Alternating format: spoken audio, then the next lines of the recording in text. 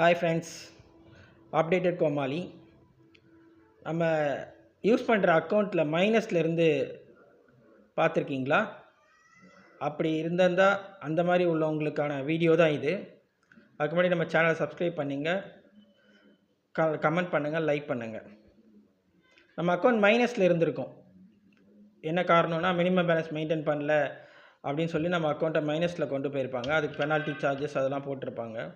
அந்த மாதிரி இருக்கிற அக்கௌண்ட்டுக்கு என்ன பண்ணணுன்னா, கன்சர்ன் பேங்க்குக்கு, நம்ம எந்த பேங்க்கோ அந்த பேங்க்குக்கு நம்ம ஒரு மெயில் கொடுக்கணும். இந்த மாதிரி ரெக்யூஸ்ட் மெயில் கொடுக்குறோம். நம்ம அக்கௌண்ட்டை ஏன் இப்படி ஆச்சுன்றதுக்கான ரீசனை போட்டு அனுப்பிச்சோன்னா அவங்க 30 டேஸில் அந்த ப்ராப்ளத்தை ரெக்டிஃபை பண்ணி கொடுப்பாங்க.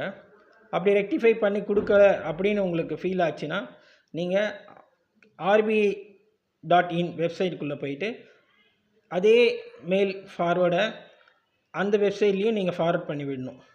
அவங்க அதுக்கான ஆக்ஷனை எடுத்து அதுக்கான சொல்யூஷனை உங்களுக்கு பண்ணி கொடுப்பாங்க.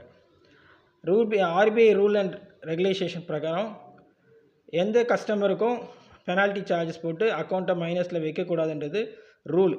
ஸோ அதை பேங்க் எல்லாம் பண்ணுவாங்கன்னு RBI கைட் பண்ணிட்டுருக்கு. நாமும் அதை ஃபாலோ பண்ணோன்னா நம்ம அக்கௌண்ட் மைனஸில் போகிறத தவிர்க்கலாம். நன்றி, வணக்கம். அடுத்த வீடியோவில் பார்ப்போம்.